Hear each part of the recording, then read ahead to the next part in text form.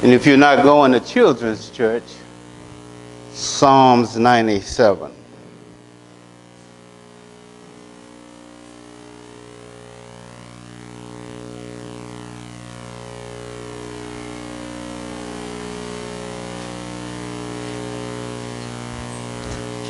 Psalms number 97.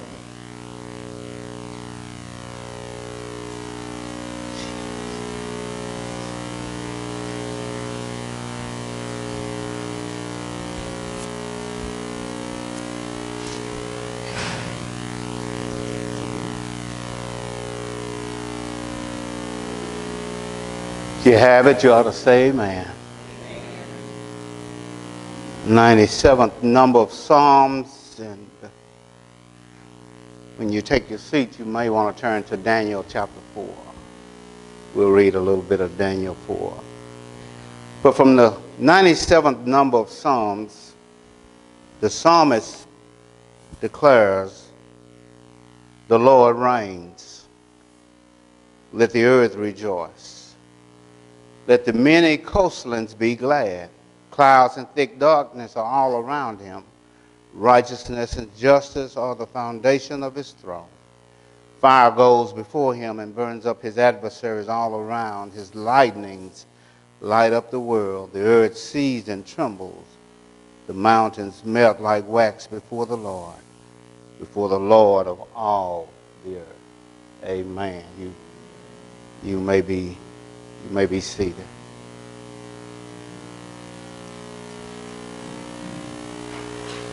It was said that when Louis XIV, the King of France, died, that they gathered in that great cathedral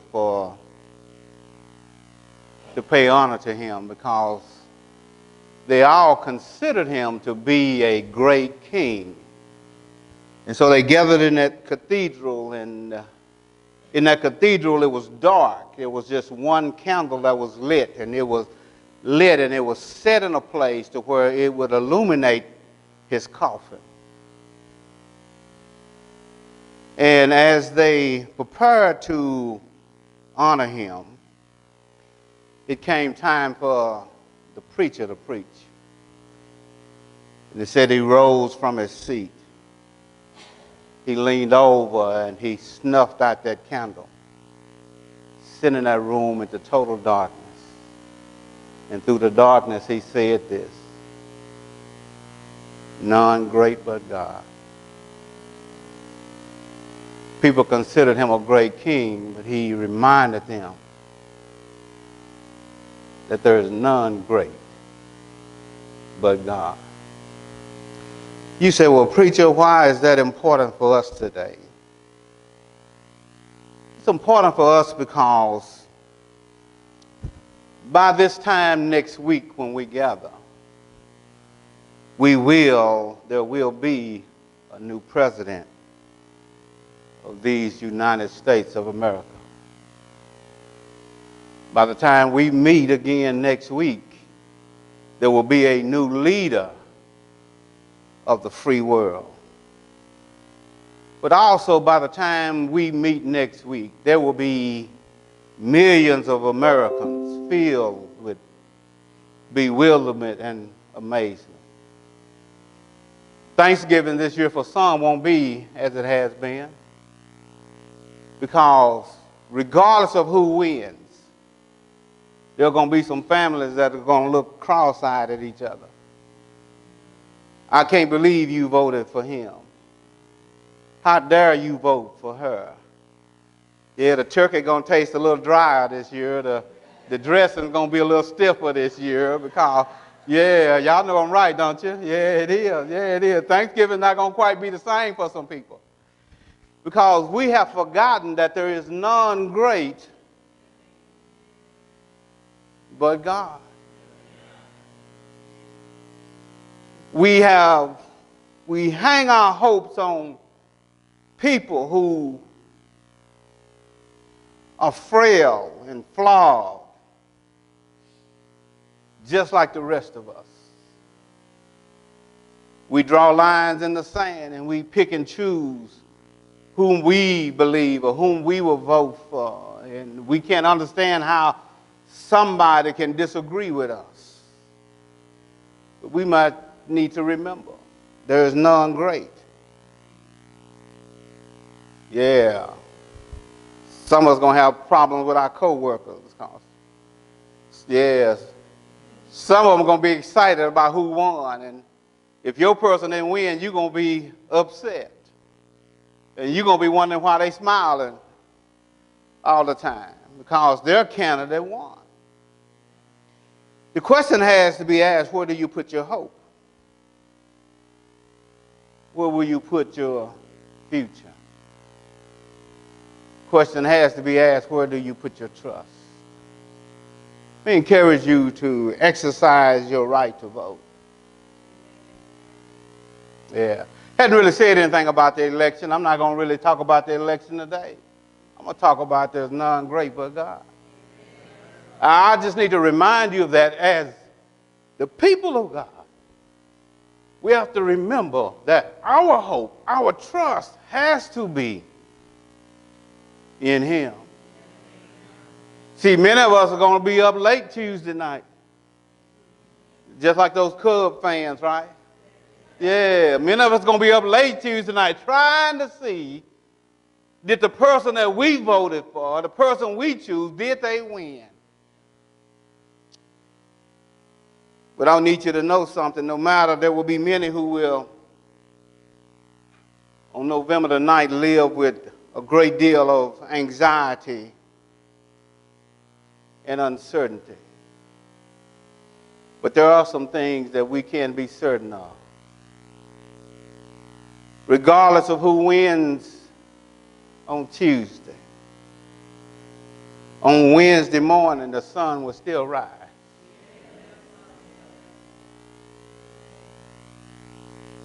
At its appointed time.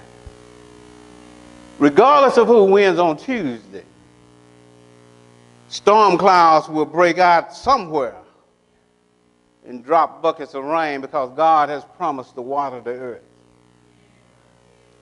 Regardless of who wins on Tuesday, it's going to be scorching hot somewhere and freezing cold some other place. That's not going to change. Listen, that's all I'm really trying to tell you. Regardless of who wins on Tuesday, God is still in control. Regardless of who wins on Tuesday, the sun will still be 93 million miles away from the earth. Yeah. Don't care who the sun don't care who we elect president. He's still going to shine. He's still going to do his job. That has to be our mentality as well. Regardless of who's in the White House, the question is who's in your house.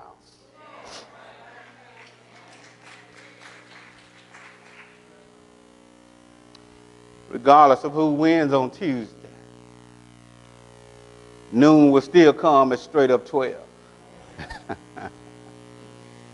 And regardless of who wins on Tuesday, there will still be sick who need to be healed. There will still be hungry who need to be fed. There will still be those who are addicted who need to be delivered. Regardless of who wins on Tuesday, there will still be prodigals who need to find their way home. Regardless of who wins on Tuesday, there will be those who are grieving who still need to be comforted. Regardless of who's in the White House, it really doesn't matter. See, regardless of how it turns out Tuesday night, Wednesday morning I will have a new president, but I will not have a new king.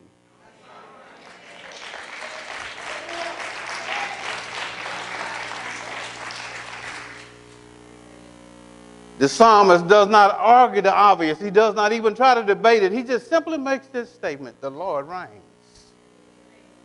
That's all we really need to be reminded of.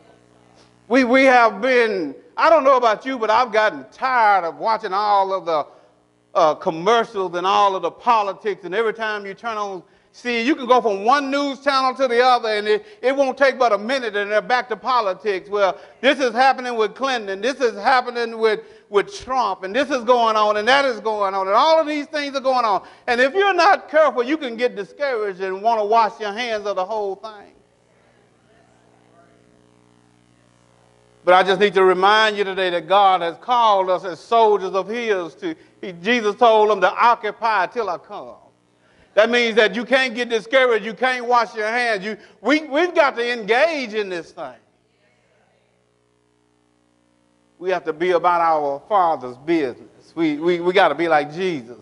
It is past time. Listen, one of the reasons things are going the way they're going is because the Christians have backed out. We pulled out. I was watching a little video. I think it was Dedrick going to show a video at the end, but it may have been on a commercial, and the woman said that last election, 25 million Christians did not vote. And the election was won by 5 million votes. You and I would say, my vote doesn't matter. And it may not matter, it does matter, but if you think it doesn't matter in the grand scheme of things, it matters that you do what you're supposed to do. Y'all with me? See, I'm not up here to support any candidate unless I was running. Yeah.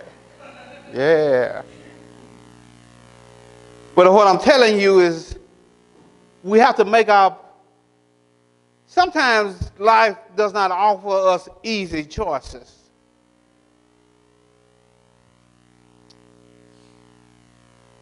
But we still have to make a decision.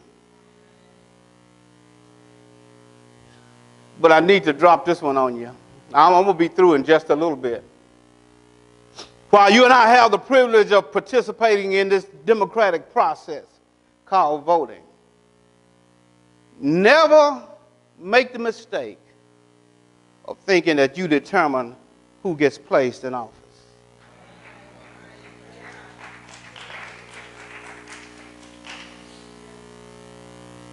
In Daniel chapter 4, I told you we would go there. For those of you who want to, you may turn. If you don't, just sit and listen.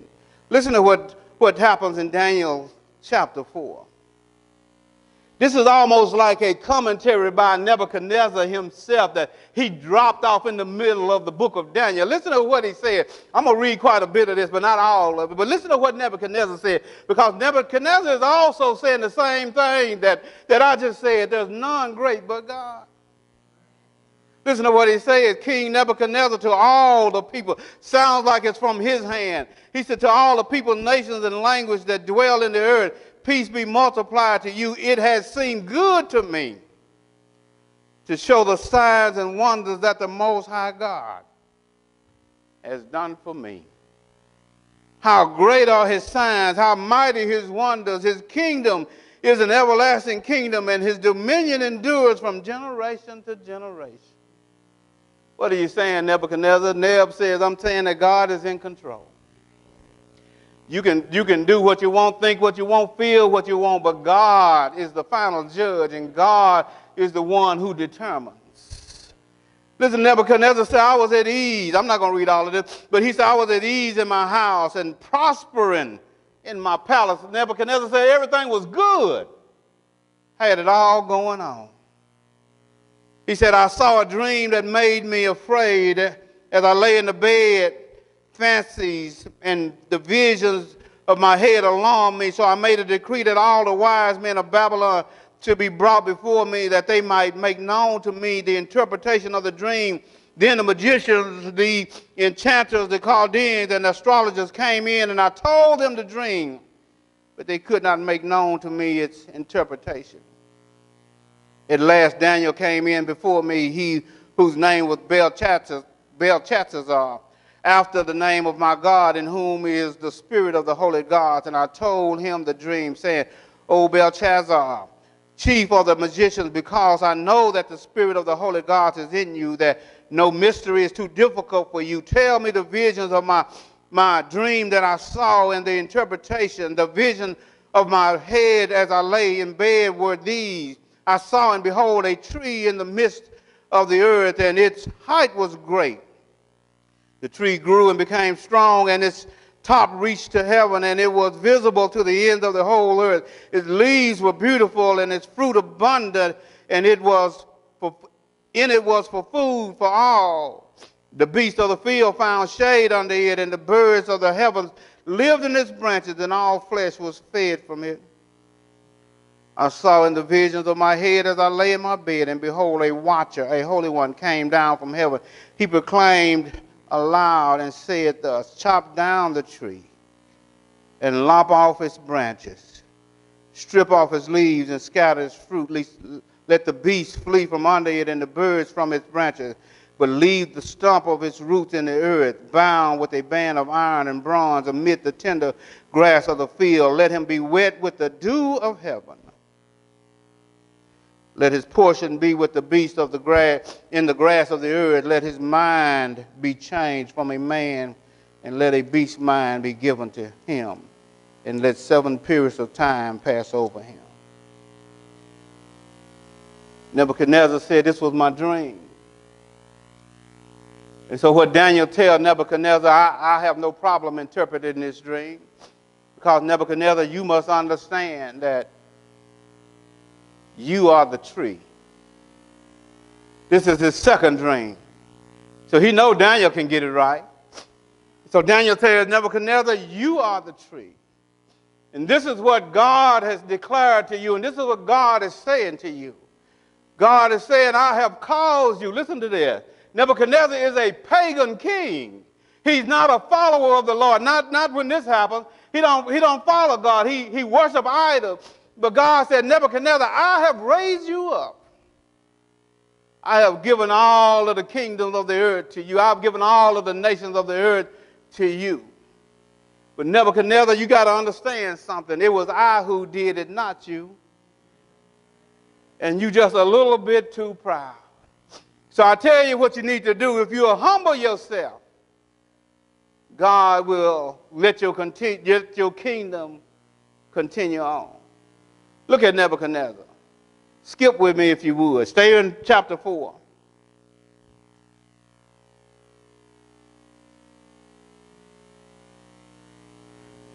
Nebuchadnezzar, it says, Daniel tells him you need to humble yourself. Verse 28, it says, all this came upon King Nebuchadnezzar at the end of 12 months. He was walking on the roof of the royal palace of Babylon. And the king answered and said, listen to him, still talking proud. Sound like anybody you know? Huh? Is not this the great Babylon which I have built by my mighty power as a royal residence and for the glory of my majesty? Yeah, you got that, didn't you? Listen to what happened. While the words were still in the king's mouth, there fell a voice from heaven, O King Nebuchadnezzar, to you it is spoken, the kingdom has departed from you, and you shall be driven from among men, and your dwelling shall be with the beasts of the field, and you shall be made to eat grass like an ox.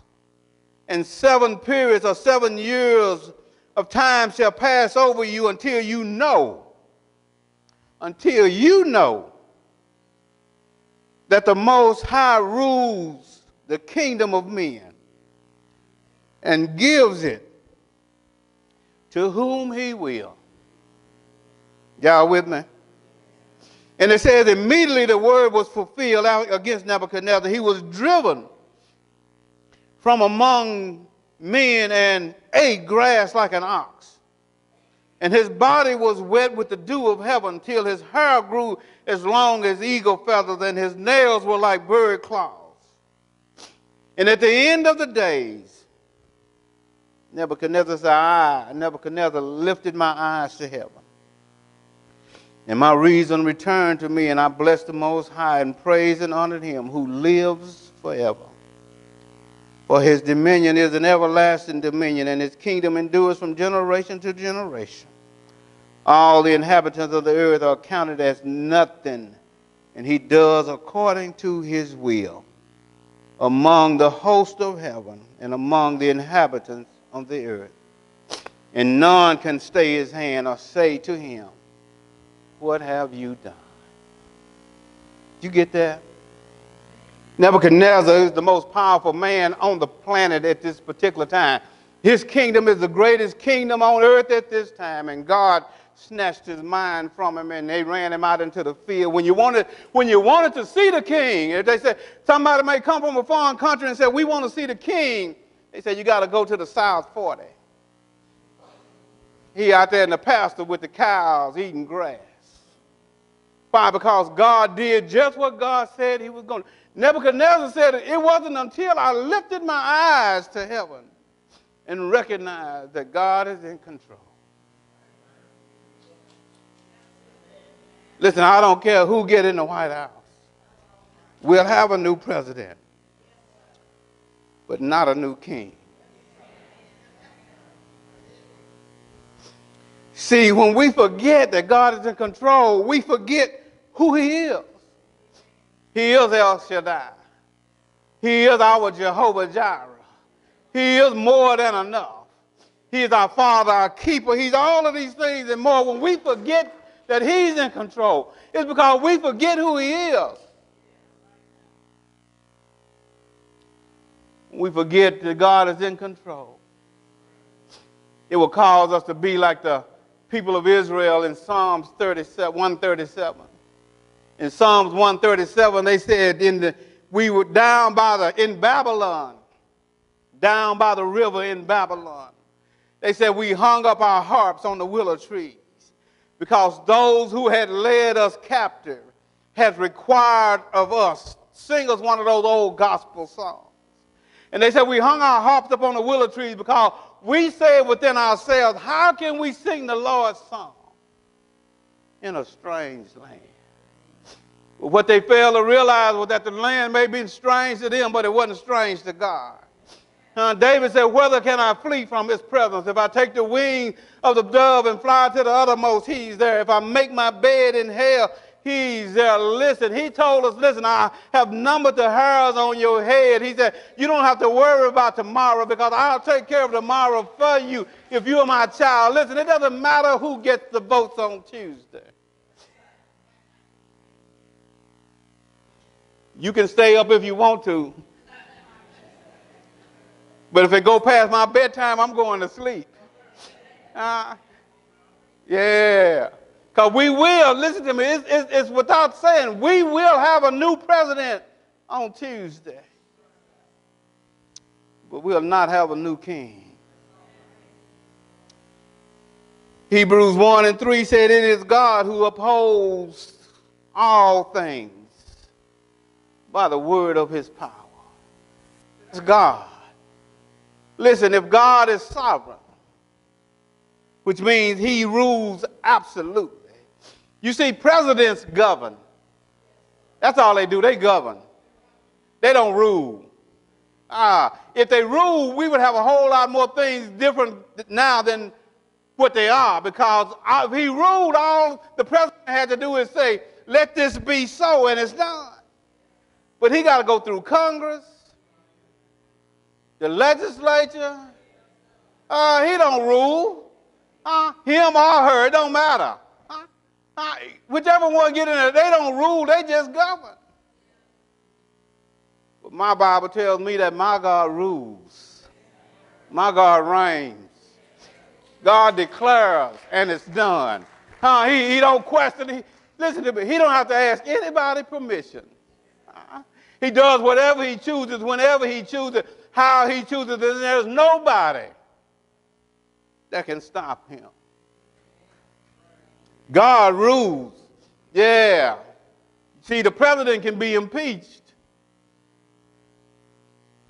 but not God.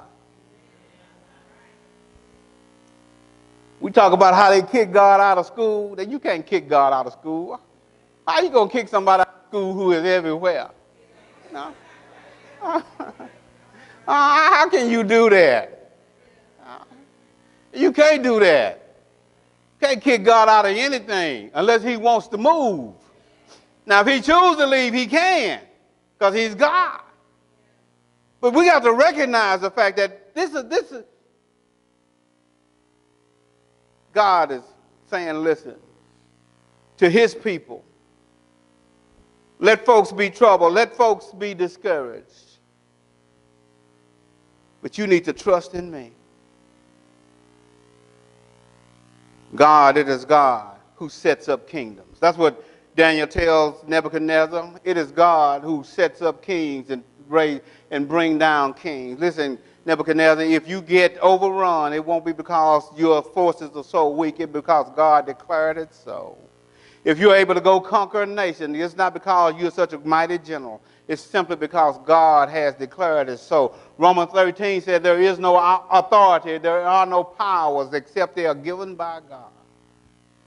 Listen, whoever's in charge, God allows. Either God calls it or he allows it. Either way it goes, he's in control.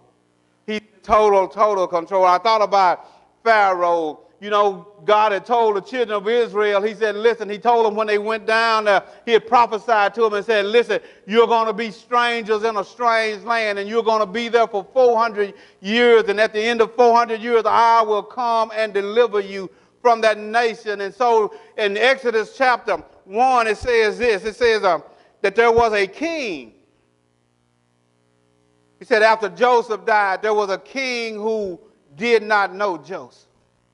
And so my question was, how is it that when Joseph died that there could be another Pharaoh who didn't know him? And I was reading the other day, and it said that 60 years after Joseph's death, there was an uprising in Egypt.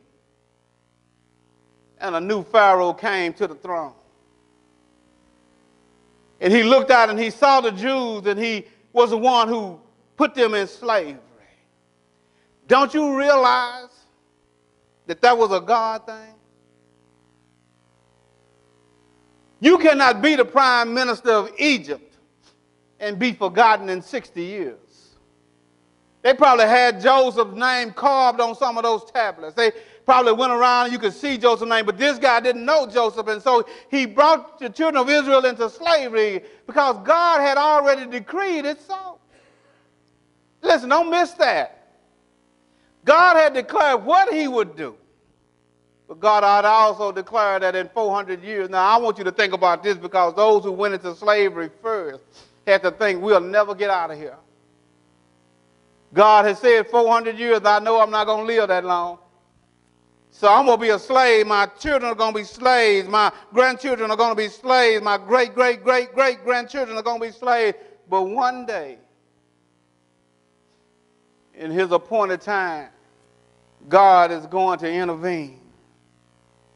Listen, we talk about the dilemma of America and how we are running as far and as fast from God as we can, and we are.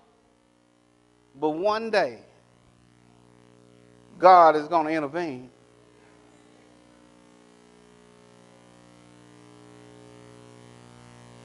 In Exodus 14, Moses had gone to Pharaoh and told Pharaoh, God said, let my people go. And the Bible says that Pharaoh said, who is the Lord, that I should let Israel go? And Moses said, just wait a minute and you'll find out. All you got to do is hold on.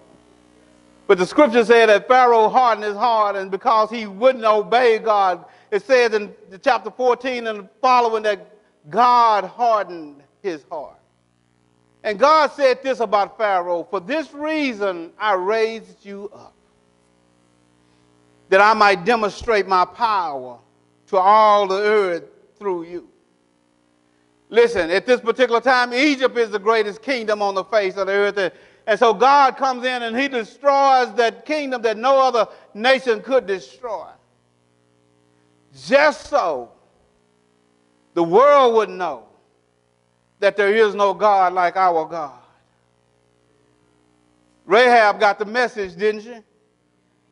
When they get over to Jericho, she said, I know your God is God. Because I know what he did to the Egyptians, and I remember how he opened the Red Sea. So God would have done that just for Rahab. If nobody else got saved out of that whole situation, God would have done that just for Rahab. Just like if nobody else got saved, God would have killed his son just for you.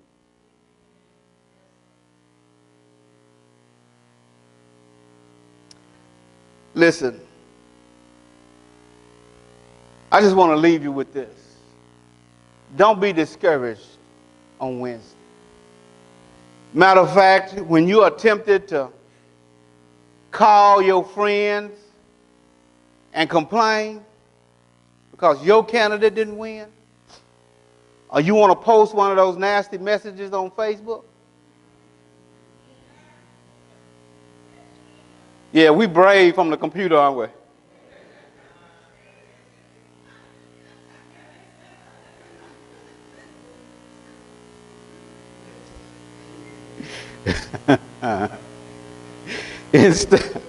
Instead of complaining and whining, pray. Pray. Pray for whoever's in the White House. I'm talking about seriously pray. Proverbs 21 says this. I think it's 21:1, I think. But Proverbs says this. The heart of the king is in the hands of the Lord. Like streams of water, he can turn it any direction he wants to. Are y'all with me? Yeah, I don't care how proud Donald Trump seems to be right now. God can humble him. And I don't care if you think Hillary is a liar or not. God can make her tell the truth.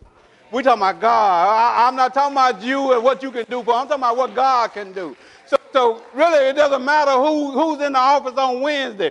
We need to spend our time before the Lord, because it is only God that can fix our situation. We'll have a new president, but we won't have a new king, because there's none great but God. God bless you. Come on, Brother King.